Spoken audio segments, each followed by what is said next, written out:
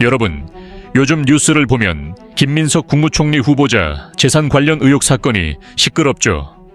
그런데 이 사건 좀 이상하게 돌아가고 있습니다. 검찰이 국민의힘 쪽에서 고발한 이 사건을 불과 하루 만에 수사부서에 배당했어요. 이게 왜 문제냐고요? 보통 정치인에 대한 고발장이 접수되면 검찰은 내용을 충분히 검토한 후에 수사 절차를 진행하는 게 일반적입니다. 아주 민감한 사안일수록 더 신중하게 따져보죠. 그런데 이번엔 너무나도 빠릅니다. 그래서 많은 사람들이 이거 정치적 의도가 깔려있는 거 아니냐는 의심의 눈초리를 보내고 있습니다.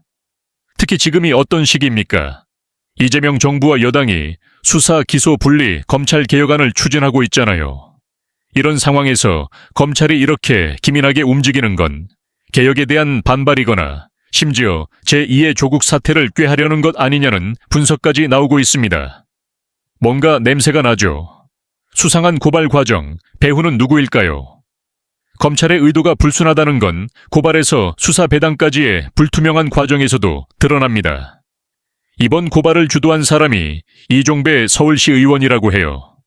이분 그동안 국민의힘 입장을 대변해온 고발 전문가로 알려져 있습니다.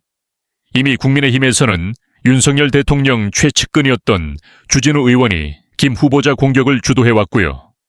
이쯤 되면 국민의힘과 이 의원이 김 후보자 고발과 직간접적으로 연결되었을 가능성을 배제하기 어렵습니다. 단순히 한 개인의 고발이라고 보기엔 너무나도 짜여진 그림 같다는 거죠. 가장 큰 문제는 이 의원의 고발 하루 만에 검찰이 기민하게 사건을 배당했다는 점입니다. 앞서 말씀드렸듯 원래 검찰은 이런 민감한 사안은 범죄 성립 여부를 면밀히 따진 뒤 수사부서를 정합니다. 그런데 이런 관례를 깨고 이례적으로 신속하게 배당했으니 의심을 안 할 수가 없는 겁니다. 게다가 이런 중요한 사안은 서울중앙지검 사건이라고 해도 검찰총장의 승인해 이루어진다는 게 법조계의 대체적인 의견입니다. 심우정 검찰총장의 관여 없이는 불가능하다는 거죠. 이 모든 과정이 불투명하고 석연치 않은 점투성이입니다. 대한민국 청문회, 이대로 괜찮을까요?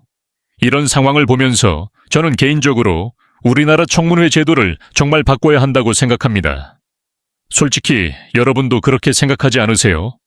이 귀한 시간에 국회의원들이 나와서 효율성 없는 질문들을 쏟아내고 있잖아요. 수십 년 전 논문을 검증한다거나 재산 형성 과정을 시시콜콜한 것까지 들춰내는 건 정말 시간 낭비라고 생각합니다. 후보자의 정책 역량이나 공직 수행 적합성보다는 흠집내기에만 집중하는 모습이 너무 많아요. 그러다 보니 정작 중요한 정책이나 비전 이야기는 뒷전으로 밀려나고요. 미국의 청문회는 뭐가 다를까요? 그럼 미국의 청문회는 어떨까요? 미국은 우리나라와 좀 다릅니다.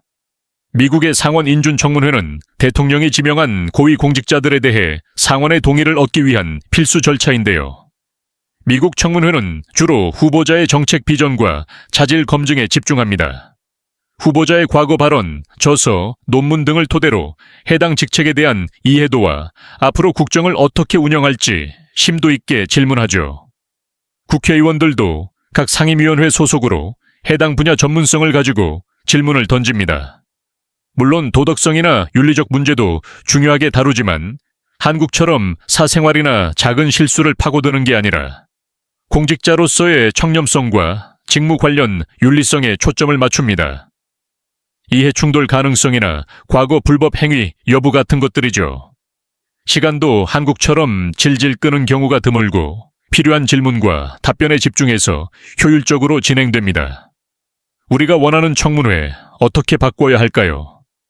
미국 사례를 보면 우리 청문회도 나아가야 할 방향이 명확해집니다. 첫째, 정책 및 비전 검증을 강화해야 합니다. 후보자의 직무 역량과 정책 비리에 대한 심도 깊은 질문을 통해 국가 운영의 방향성을 논의하는 장이 되어야 해요. 사생활이나 사소한 재산 문제는 최소한으로 검증하고 직무 관련 윤리성과 청렴성에 집중해야 합니다. 둘째, 전문성과 효율성을 높여야 합니다. 국회의원들의 전문성을 높이고 불필요한 질문은 과감히 지양해서 효율적인 청문회가 될 수 있도록 해야 합니다. 셋째, 사전 검증 시스템을 강화해서 청문회에서 불필요한 논란을 최소화하는 것도 중요합니다. 이미 다 알려진 정보를 반복해서 묻기보다는 핵심적인 의혹이나 정책 방향에 대한 심도 있는 논의가 이루어져야겠죠. 이번 김민석 총리 후보자 수사 배당 논란을 보면서 검찰의 정치적 중립성에 대한 의문과 함께 우리 청문회 제도의 본질적인 목적을 다시 한번 생각해 보게 됩니다. 여러분은 우리나라 청문회 제도가 어떻게 바뀌어야 한다고 생각하시나요? 댓글로 의견 남겨주세요.